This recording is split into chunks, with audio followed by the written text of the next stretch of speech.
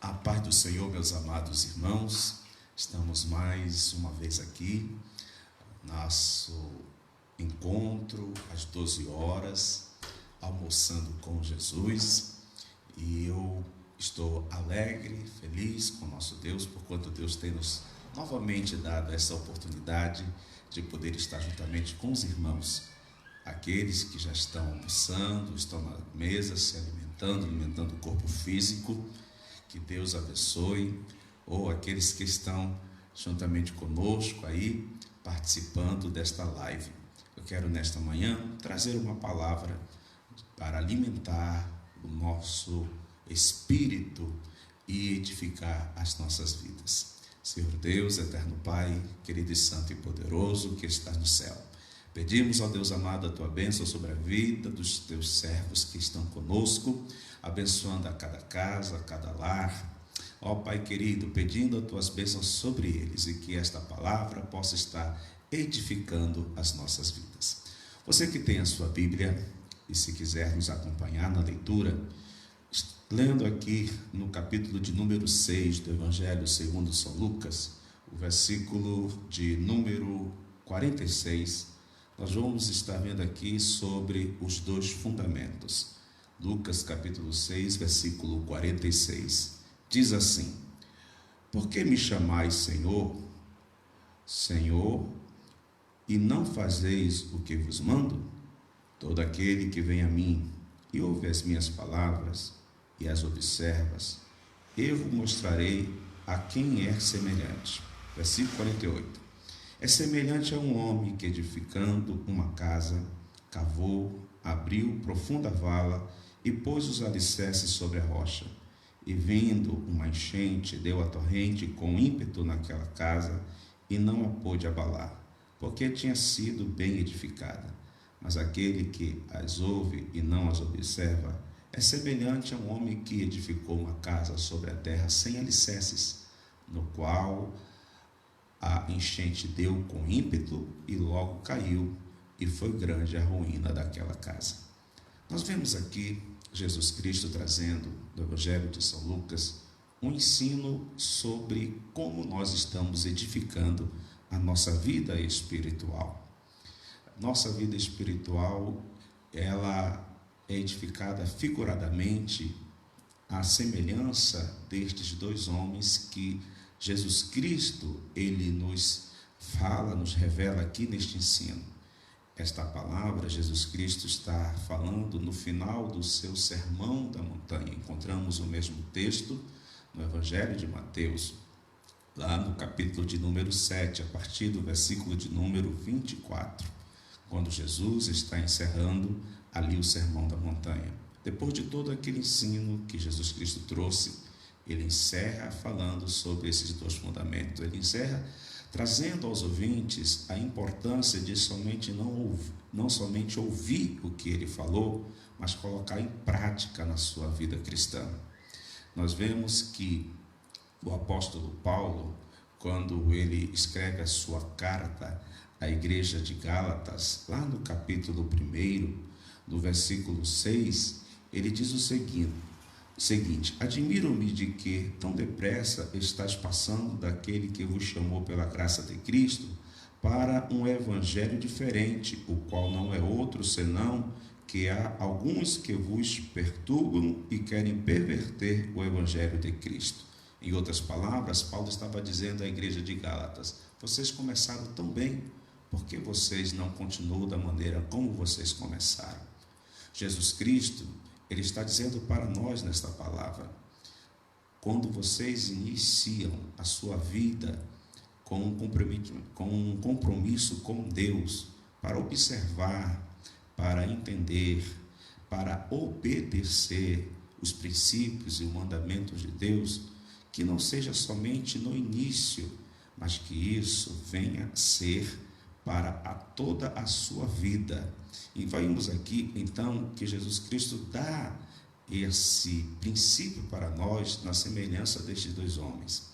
Vejamos bem, entenda que os dois homens, não é que um escolheu uma terra ruim e o outro escolheu uma terra boa, não é isso. O que nós vemos aqui é que um foi prudente e para quando ele começou a edificar a sua casa, ele cavou uma vala até encontrar rochas. Quando ele encontrou a rocha, então ele fez o alicerce da casa dele sobre aquela rocha. E ali ele edificou a sua casa. Já o outro, ele fez a sua casa sem procurar rochas ou fazer valas para procurar rocha para que a casa dele fosse edificada. Na primeira visão, nós vemos que os dois, eles fizeram a sua casa, mas um teve o cuidado de pensar a longo prazo, de pensar que poderia acontecer alguma coisa que poderia danificar a casa que ele estava fazendo. Outro já não pensou a longo prazo, ele viu algo momentâneo e algo que ele poderia fazer no momento. Na nossa vida espiritual, Jesus Cristo está dizendo da mesma maneira. Quando nós aceitamos a Jesus como Salvador da nossa vida, nós devemos entender que devemos edificar uma vida espiritual a qual os fundamentos estejam edificados sobre a rocha que é Cristo Jesus, e não termos uma vida espiritual rasa, porque os dois edificaram a casa. Agora é interessante que o evangelista Mateus, ele fala algo que Lucas não relata aqui, que veio a chuva, e depois da chuva veio a enchente, e depois da enchente vieram os ventos fortes. Quando veio as chuvas, as enchentes e os ventos fortes, a casa daquele que foi edificado sobre a rocha, ele conseguiu suportar e a casa não foi destruída. Já aquele homem que Jesus Cristo chama de imprudente, ele edificou a sua casa sem procurar a rocha para dar o alicerce a ela. Veio a chuva, veio as enchentes e o vento forte, e a casa dele não suportou e veio abaixo. Muitas vezes nós aceitamos a Cristo Jesus, começamos a nossa caminhada da fé e muitas vezes achamos que por ter aceitado Jesus Cristo, por ter Ele como Senhor da nossa vida, nós não teremos problemas. Não vemos Jesus Cristo prometer isso para nós. Pelo contrário, nós vemos Jesus Cristo revelando aos seus discípulos ali durante a Santa Ceia, e quem fala isso é o evangelista João, lá no capítulo 13, depois de Jesus ter ali lavado os pés dos discípulos. Nós vemos então que Jesus Cristo diz: no mundo tereis aflições, mas tende bom ânimo, eu venci o mundo. Então Jesus Cristo ali ele fala que nós, os cristãos, teremos aflições, teremos crises, tribulações, dificuldades nesta vida, nesta terra. Jesus também diz aos seus discípulos que por causa do nome dele e por nós o servi-lo e o amá-lo, seríamos odiados por este mundo e pelo príncipe que rege este mundo, que é o inimigo das nossas almas, a saber, Satanás. Então, muitos cristãos acabam aqui edificando a sua casa espiritual, mas não visando ou não se preocupando ou não observando que virão chuvas sobre nós. Chuvas, nesse contexto aqui bíblico, está falando de dificuldades, está falando de crise, está falando de tribulações, a qual poderemos enfrentar na nossa caminhada espiritual. Mas, como homem prudente, assim nós devemos agir com a nossa vida espiritual. Devemos entender que a nossa vida espiritual em Cristo Jesus não pode ser somente uma euforia de momento, algo que é apenas momentâneo, mas devemos entender e pensar a longo prazo. Quando nós edificamos bem a nossa casa espiritual, a nossa vida espiritual, e quando nós nos deparamos com as chuvas, com as torrentes ou enchentes, depende da tradução, e os ventos fortes, a nossa casa possa continuar em pé, ou seja, a nossa fé não venha a ser abalada por essas situações ou circunstâncias contrário àquilo ao qual que muitos de nós talvez não estávamos preparados. Interessante que devemos entender que Cristo Jesus, ou o Espírito Santo de Deus, fala ao escritor que escreveu em Hebreus, lá no capítulo 6 de Hebreus, no versículo de número 11 ao 12, para que nós não venhamos ser indolentes. A palavra indolente significa relaxados, significa negligentes. Isso significa que é uma atitude de pecado, uma falta de vigilância. Mesmo porque Jesus Cristo falou aos discípulos, quando ele estava orando, ele disse: vigiai e orai, para que não venham cair em tentação. O espírito está pronto, mas a carne é fraca. A tentação, meus amados irmãos, não são somente alguns pecados que nós entendemos que são pecados, que vão estar atingindo a santidade de Deus e afrontando a Deus. Quando nós relaxamos na nossa vida espiritual, quando nós temos uma vida espiritual rasa, quando não temos aquela paixão por Cristo, quando nós simplesmente somos aqueles tipos de cristão que nós achamos que só indo uma vez por mês participar de um culto, ou nós simplesmente fazermos uma oração de 5 minutos antes de dormir ou após acordar, estamos fazendo muita coisa. Não, Deus quer que nós venhamos ter intimidade com Ele, estarmos entendendo que tudo quanto fazermos durante todo o período da nossa vida, repito, todo o período da nossa vida, possamos estar fazendo para a glória de Deus, para que a luz de Cristo brilhe a nossa vida e o mundo possa ver em nós, resplandecer a glória do Senhor e o nome de Deus ser glorificado em nós. Entendendo que a Bíblia Sagrada nos ensina que o propósito de Deus ter nos criado, de nos ter feito e ter permitido que nossos pais nos gerassem, para que nós nascêssemos, vivêssemos, crescermos, é para glorificar o nome dele, para que nós possamos obedecê-lo, para que pudéssemos buscar a ele.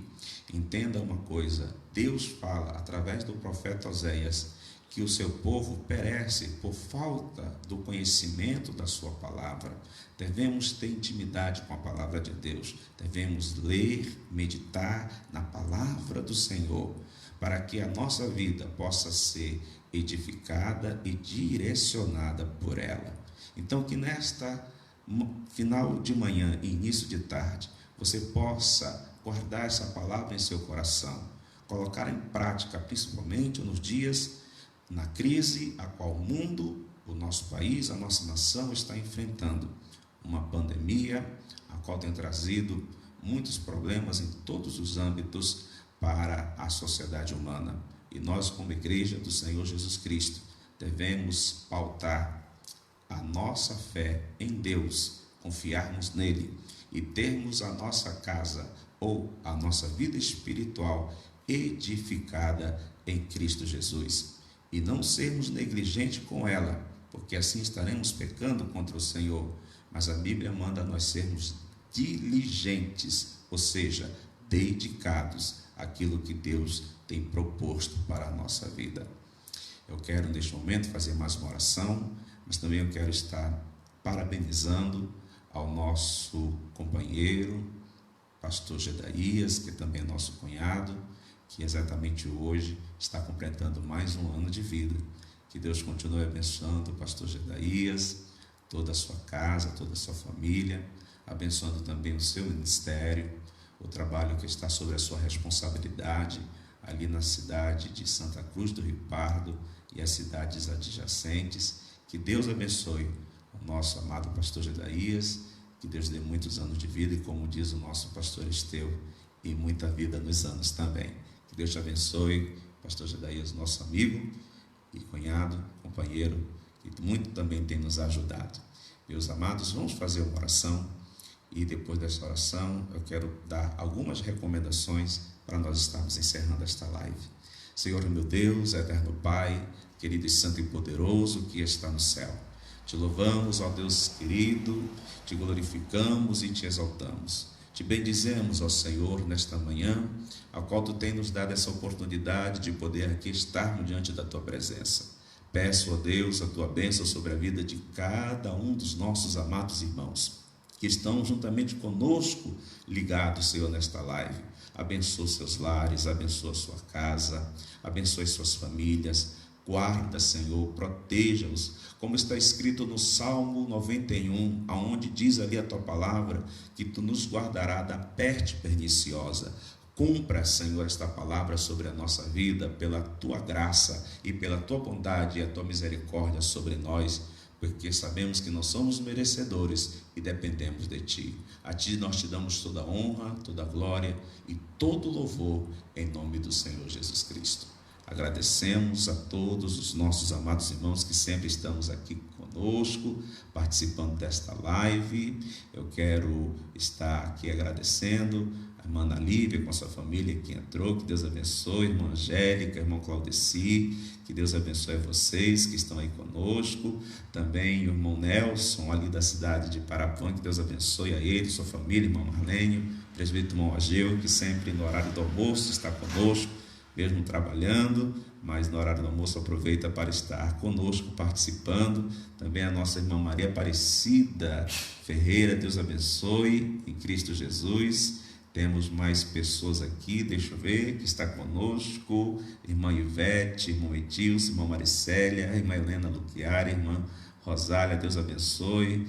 Presbítero irmão Marcos Gatti, presbítero irmão Natalino, que Deus abençoe em Cristo Jesus. Irmã Bruna, irmã Cacilda, a irmã Elvira ali de Parapuã, irmã Lucia, sua família, muitos irmãos que estão aqui participando, que Deus abençoe. O nosso missionário ali, meus amados irmãos da África, do Mali, o pastor Enoque Dambelli, meu querido, um abraço para o Senhor. Nós estamos orando por você e a sua família que está aí no Mali. Que Deus abençoe o Senhor em Cristo Jesus. Irmã Vera Lúcia, seu esposo, irmã Aparecida, família, irmão Bruno, muitos irmãos. Que Deus os abençoe em Cristo Jesus. Eu quero, neste momento, apenas estar dando uma orientação aos nossos amados irmãos. Nós sabemos, muitos estão cientes, que o nosso presidente Jair Messias Bolsonaro, ele tem colocado a igreja como serviço essencial, um decreto a qual ele deu, permitindo a igreja estar aberta para orações e também para assistência social. E nós estamos tendo, nos dias, no horário designado de apenas 1 hora, a igreja ali aberta para aqueles que queiram orar e buscar a Deus em oração.